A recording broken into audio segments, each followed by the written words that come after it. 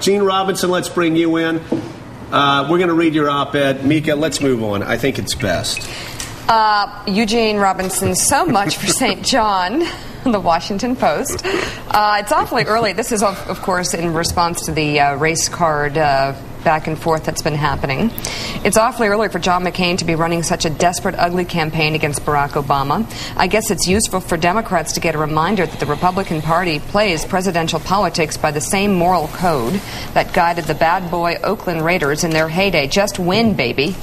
The latest bit of snarling, mean-spirited nonsense to come out of the McCain camp was the accusation leveled by campaign manager Rick Davis that Obama had played the race card. He did so, apparently, by being black. Of course, the McCain campaign isn't really offended that the first black major party candidate for president in American history might mention this distinction from time to time. The idea is to slow Obama down before he runs away with this thing, and the weapon of choice is handfuls of mud. Eugene, welcome. Is that what's happening? Well, that's the way I saw it, Mika.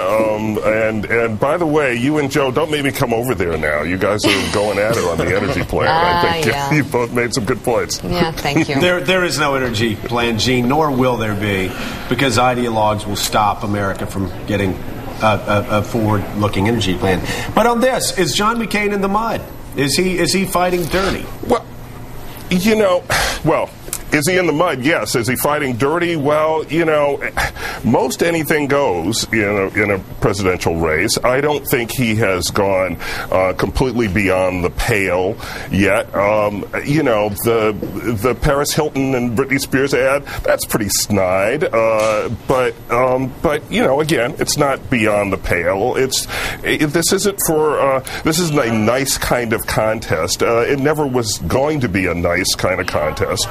The dynamics of the race, as you well know, are that Obama starts with a lot of advantages, and if McCain is going to catch up, he's got to make some noise, and he's got to bring Obama down to earth. And I think this flurry of negative ads has been designed basically to do that. The flurry of charges, about the Landstuhl visit, which was basically debunked by every news organization that looked into his original charges, and on and on and on. But I think, frankly, it's kind of working because we're all talking about John McCain now. And the last couple of weeks, we were all talking about Barack Obama and his triumphant world tour. So I think the McCain tactic is getting some traction. Eugene is so smart, and I'd like to point out that he is a University of Michigan grad, which is, I think, what contributes to it. But Eugene, I agree. I mean, in the sense that the shine is off of John McCain. But on that last point you made, it's working now. Do you think it can work over the long term to essentially make this, take the shine off John McCain, dirty up Barack Obama, and win the election for John McCain by saying, you know what, Barack Obama's character, it's empty, it's something to be fearful of? Do you think Americans will buy that strategy? I don't know. First of all, I don't think you can keep it up at this pace for the entire campaign. I mean, with a new ad every day and kind of coming up with something new to be terribly offended about, or some new way of pointing the big finger at Obama. You can't do that every single day.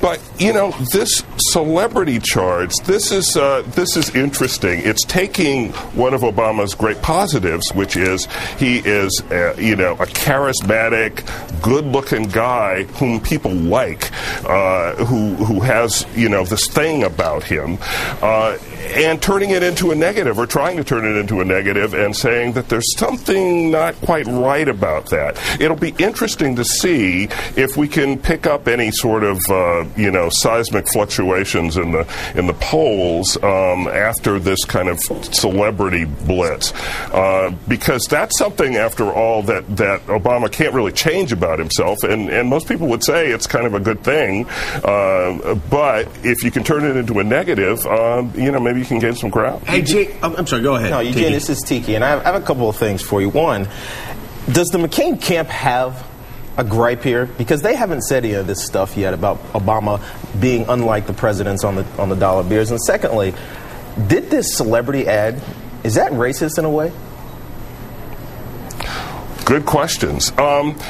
Sure. Look, Obama clearly fired a shot across the bow with by saying 3 times the line about not looking like the presidents on the dollar bills. He was drawing a line and saying, on the race issue, you will not cross this line, essentially. And Gene, if I can interrupt you for a second on that, the New York Times reported that, you remember back in June, he also said, we know what kind of campaign they're going to run. They're going to make you afraid of me. Mm-hmm. Did they mention that I'm black?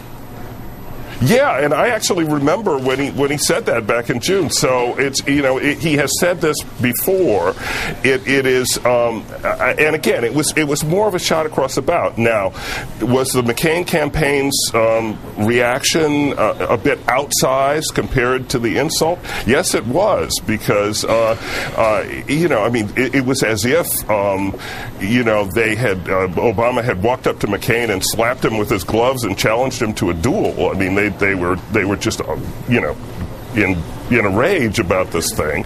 And again, that was part of their strategy of making noise, making news, drawing the attention in a positive way to themselves and in a negative way to Obama. So I think it was gamesmanship there. The only thing that was the only real misstep in this whole thing, a real false step, was, I think, Obama's message guy, Robert Gibbs, saying, "Oh, well, what the senator said had nothing to do with race." That clearly wasn't the case. And he never should have said that. Now, just to get to Tiki's question, was the Paris Hilton Britney Spears ad racist? I got to confess, I did not get the same immediate reaction to that ad that I got to the Call Me Harold Ford ad in that campaign, the black man, white woman juxtaposition with all the freight that carries. I didn't get that immediately, but is that a kind of meme, to use an NPR word? But is that something that exists in the society that is out there